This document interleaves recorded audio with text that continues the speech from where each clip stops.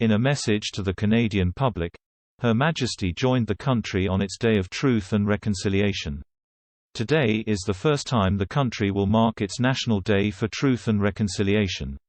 She said, "I join with all Canadians on this first National Day for Truth and Reconciliation to reflect on the painful history that Indigenous peoples endured in residential schools in Canada, and on the work that remains to heal and to continue to build an inclusive society."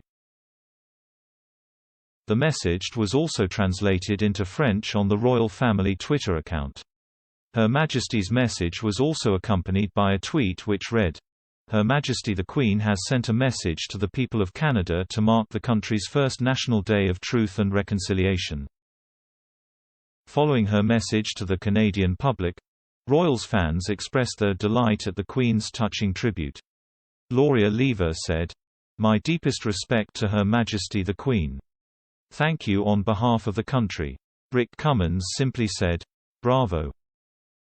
Today marks a moment where Canadians came together to honor victims and survivors of the country's residential school system.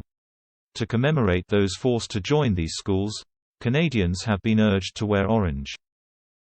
Orange was the color worn by First Nations residential school survivor Phyllis Webstad on her first day of school. It was later removed. Ms. Webstad, the creator of Orange Shirt Day, said, "The color orange has always reminded me of that and how my feelings didn't matter, how no one cared and how I felt like I was worth nothing.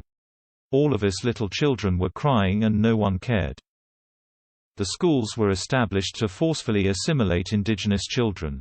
It resulted in thousands being separated from their families to attend the schools. Approximately 140 schools were created in the 19th and 20th centuries. Over the summer, more than 1,000 unmarked graves were discovered.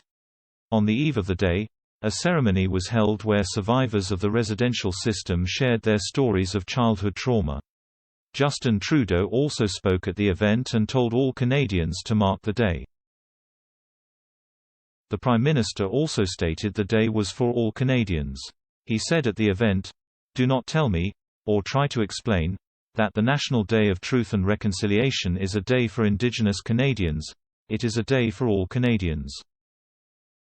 Take a moment to listen to the stories of a survivor, to an Indigenous elder who shares their perspective and their experiences in this country. And know that that story, their story, is your story as well.